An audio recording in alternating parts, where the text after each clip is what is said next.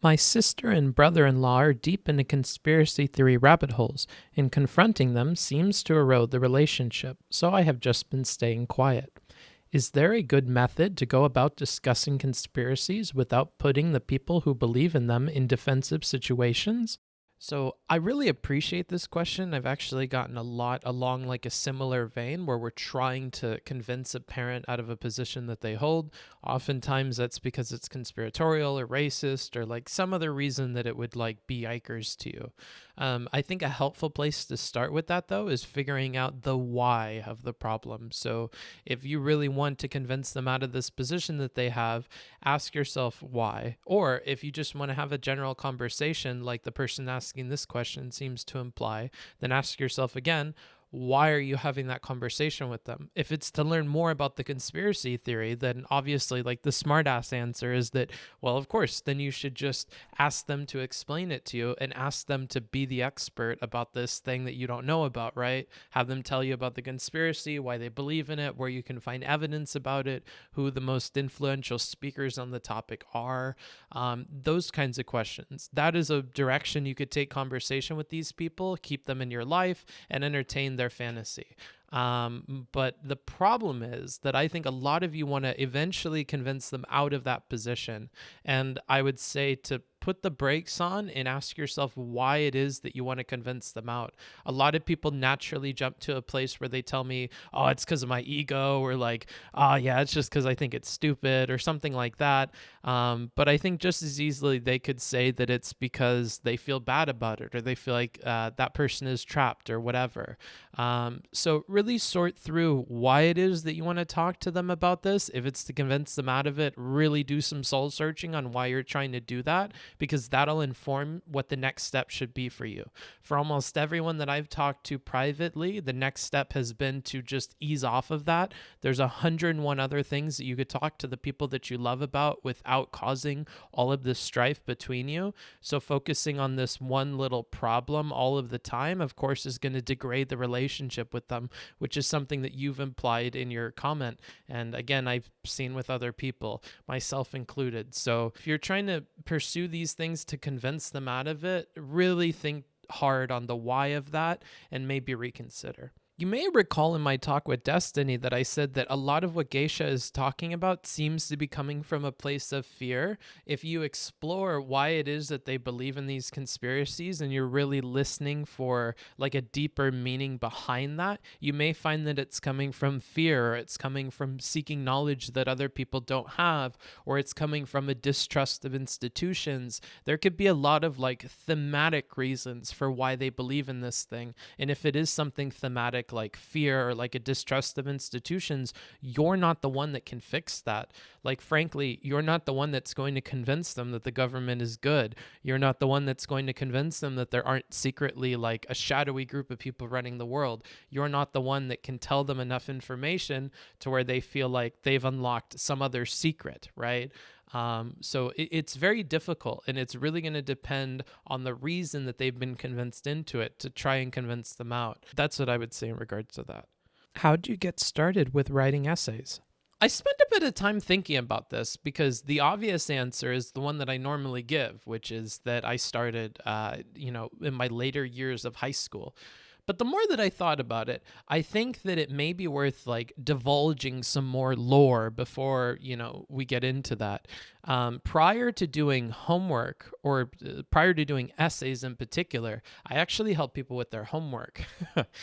Like back in the day, I really didn't like homework, okay? So when the teacher would assign homework and so many people are going to struggle with it or deadass not be able to do it, or they're going to fill it in at the last minute when they get into class, like the teacher knows all of this stuff is happening, but they continue to choose to dish out the homework.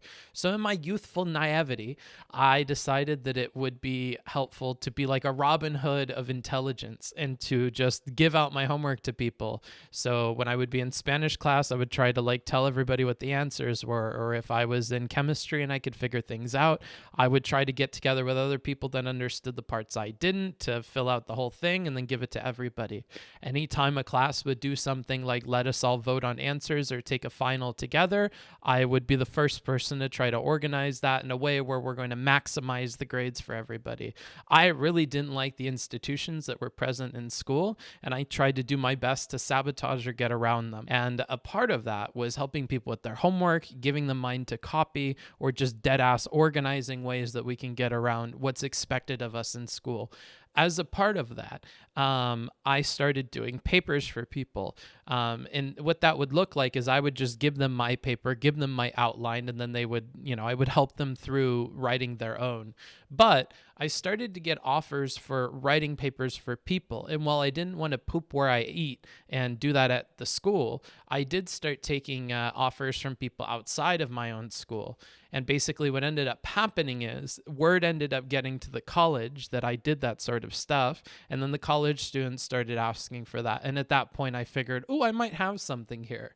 So I spent a good amount of time, my last and second to last years of high school, just picking the brain of teachers for the purpose of the work that I was doing, asking teachers like, hey, when you run into this grammatical construct or you want to say something in exactly this way, how would you fix that? And a lot of the good rules of thumb that I learned about essay writing came to me during that time, working really closely with teachers to improve my writing. I could go into all of the different things that I learned, and I probably will in later streams. But suffice to say, those teachers really helped me become the writer that I am today. And I'm really grateful to them, although I'm sure they didn't know what they were contributing to. Where do you see your career going in 5 to 10 years? All right, you didn't have the right tier. However, I will excuse that because of the Pogfish, okay? There were a lot of people that submitted questions who actually didn't have the right tier. Some of you, because of some, bit of your question, I may have let it in this time around. But if you would like to get your question answered, then definitely check out the Patreon. Sign up for that $10 tier, and you'll have access to a Google Forms sheet where you can put in your username and put in whatever it is that you would want to see answered. And as long as it's appropriate, I'll put it in a video like this one. So if I'm being quite honest with you, I don't think that far ahead. Most of the time, work is just something that enables me to do certain things in life. And I try to stay life focused. Lately, because obviously with my income, I'm not able to live the life I want to live. Welcome to the van. I've had to focus more on work and try to return to basics and, make more money. But The van. in 5 to 10 years, I would hope I'm not in that position. I would hope I'm in a position where I'm managing other people. I don't really care what that would be, but usually the purpose for me of managing other people is so that I can do cool stuff that I like to do. So in my life, at least, every time that I've been managing other people, it's often coincided with a period of not having to work a ton because I have people helping me out. So I would like to see that in maybe 5 to 10 years, be in a more comfy position. But as far as what kind of work that would be, I'm always open to opportunities. So when people offer me consulting work, I try to take it. When the stream pops off, I try to do that. If I see a cool topic to discuss, I try to take it. And because of that, I try to stay flexible. I know the general direction that I would hope things go in, but I'm not necessarily opposed to them going in another. I guess that's a long-winded way of saying. The God's honest truth, dude, is I have no fucking idea. And frankly, I don't care. We'll see. Hopefully it's in a better place than it is right now. What do you think is the most efficient way to improve one's written expression? The simple answer to this is unfortunately to read with intent. I like to add the with intent part to that because I think that saying just read forehead is not a very helpful bit of advice to people. So, what I mean when I say read with intent is if you're trying to improve your writing, then you're going to not just be reading willy nilly, whatever, you're going to read people who are examples of the kind of improvement you want your writing to follow or the path you want your writing to go down. So, if you want to be better at informing people, Hey, Vsauce, maybe you Michael want to here. read articles that are aimed at doing that. You don't want to read a bunch of sports articles to try and do that, right? Or if you want to become a fashion writer, you probably don't want to read product reviews on Amazon, right? Because it's not going to help you. So you're going to want to read with intent. You're going to want to be purposeful in deciding what you're reading. And then when you're reading it, you want to look for the things that are going to help you. So if you are trying to improve your general understanding of things, then of course you should be taking notes and you're reading to remember. But if you're trying to improve your writing, then of course you're going to want to read looking for structures that you like, that you think you could repeat in your own writing. So if you see that somebody does like something, comma, and then they make a joke, then you can steal that structure. If you think that's something that you can copy and put in your own work, then go ahead and do that. One example of that for essays is the use of an appositive. And a positive is when you have one little bit of a sentence, comma, an in-between thing, comma, and then another bit of the sentence.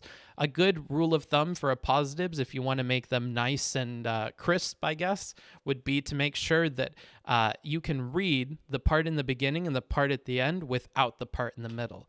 That's something that I noticed and I saw as a bit of advice when I started out writing essays, and it's something I thought was easy, made sense to me, and I've since incorporated it into my style. If you read stuff that I write all the time, I try to include those. Granted, they don't always work out to where I could cut out the middle, but it is something that I've gotten in the habit of, and I think it helps people know how to read my writing. So that's the kind of stuff you should be looking for when you're reading other people's works. Now, if you don't know where to start on that and you're looking to improve your essays, I would highly recommend any compilation of like student essays. So there may be books or something for free online that are a PDF of like 250 essays. And those are all student essays. And you can look at the ones that you think are best or sound really, really good, figure out why it is that they sound really good, and then from there narrow it down to what can you copy of those things that sound good. And at that point, you'll have things that can help you in your normal writing. So when I say read with intent, that's what I mean. Read with the intent of improving your writing. Look for tools to improve it. Look for things you think you can copy from authors who are writing about something relevant to what you will be writing about as well. If there's one piece of advice you could give your younger self related to studying and essay writing, what would it be? Well, the difficult thing is if I was talking to me, it may be different than what would be helpful for you guys. So to get that out of the way, I would tell myself that the way that memory works are landmarks and anchors that you are building roads between. And I think that would be enough for him to piece together the rest with what he's about to experience. And I think that'll help him figure things out much quicker.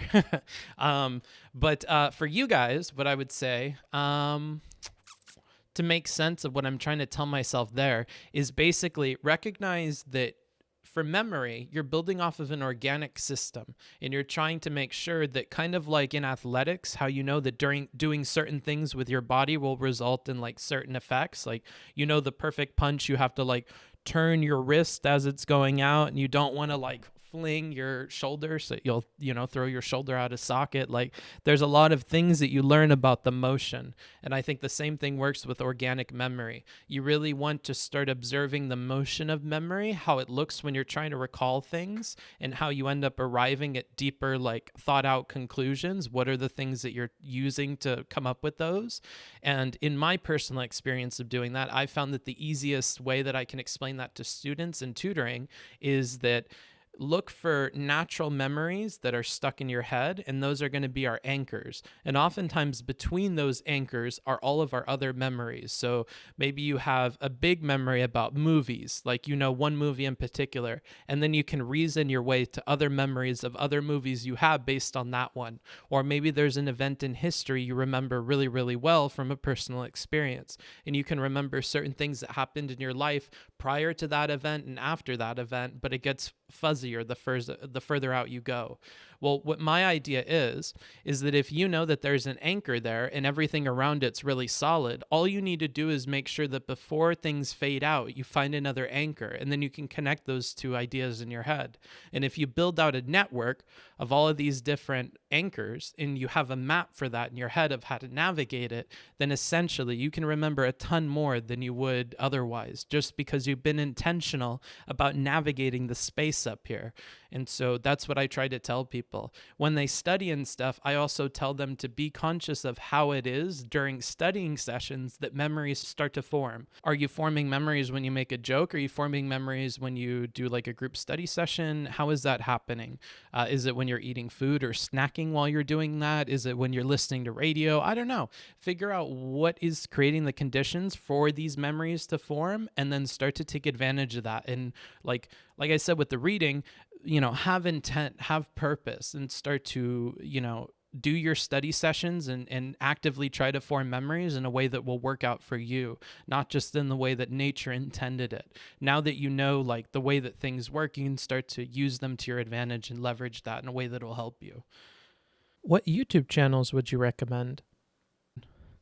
You're going to see me looking at the phone for this one because I just have a ton of things on here. So obviously, there's a lot that I could choose from. I watch a lot of YouTube.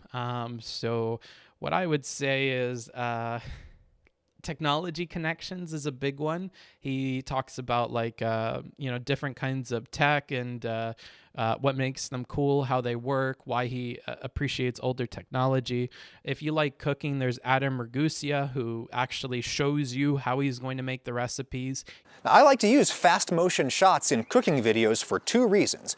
One, I like to show you every single action that is necessary to prepare a meal. I hate cooking shows where some prepared ingredients come out of nowhere, like this Marco Pierre white fish stew video. Perfectly julienned vegetables. Where did those come from? I think that kind of cooking show gives you an unrealistic notion of how much time and work you're signing up for. So I use fast motion to quickly show you every single thing you'll need to do if you want to make what I'm making. He tries to add in constantly science and practicality. So he'll tell you, like, well, you don't need to actually wash this because I work at the university. I talk to the people in the food science department, and all of them are saying that the pathogens aren't cleaned off or something like that. Like, at the University of Maryland's Department of Nutrition and Food Science. The current USDA study right now. Oh, okay, this guy's cool. He has that like scientific lens that he's putting everything through. But beyond that, he also has a very practical lens for cooking. So he'll show you how like to efficiently do knife skills for somebody who doesn't work in a kitchen or a restaurant and doesn't need to be super efficient. I bring it back up again, reset, and cut. That is a walk, don't run cut. He'll talk to you about how to manage your time while you're cooking the dish. So like do X, Y, Z while A, B, C is happening. And he just generally tries to stay grounded in understanding how this recipe is actually going to be cooked. He cares more about the practical than he does like the cinematographic or whatever. Then of course there's Tom Scott, who puts out videos pretty regularly, as does Daily Dose of Internet, Tom Scott, and like a few other people. I like those sorts of videos as well. Matt Men is another one. And then we have, of course, Course Hero for all the students out there, in Khan Academy. Those are two major educational YouTube channels, although I love like everything in that area. I like Brady Heron and all of his videos, which would include computer file, number file, periodic, all of those. He makes a million things. Everything in the education space. There's just like so many people. I don't know who else I could recommend. I have some travel people that you may find interesting. I'm picking some people that may be a little less popular. Bald and Bankrupt is kind of popular. Would you like to come on a Soviet bicycle adventure? On a Soviet bicycle? Yes? Well, then you're in the right place.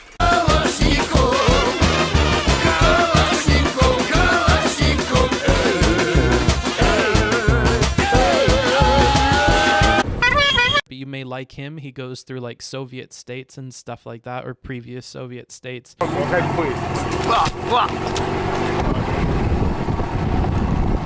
go in the secret way to the bike, so we don't find any police. Whoa! Тут камни, бать. Блин, смотри куда! Смотри куда! Сергей! Сергей, куда? Сергей! Это экстремальные приключения для англичанин! There's a broad in Japan who is a relatively popular Japanese guy. I like him. And then there is Charlotte in Japan, who is another popular Japanese vlogger who I like. Way less popular, a bit of a niche pick, would be Johnny FD. He's kind of like one of those businessy people that talks about travel. He never really blew up on his channel, but like I've watched that dude since I was abroad, back when he had only like a few hundred views on his channel. So I definitely remember that guy. And then there's Exploring Alternatives, which has some really cool videos about like small homes or vans or stuff like that. And again, I think this is a bit of a smaller channel, although granted bigger than Johnny FD. Those would be all my picks for that. Thank you to all of the patrons for making this happen. I really appreciate that. I know it's a bit boring. I was thinking about going outside and filming, but with COVID and everything, it's just not doable. Maybe I'll do something goofy if the restrictions kind of lift by January.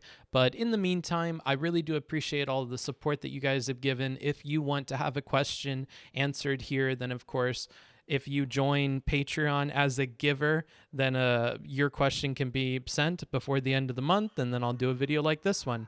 Thanks again. Have a good one, and I'll see you guys in the next video.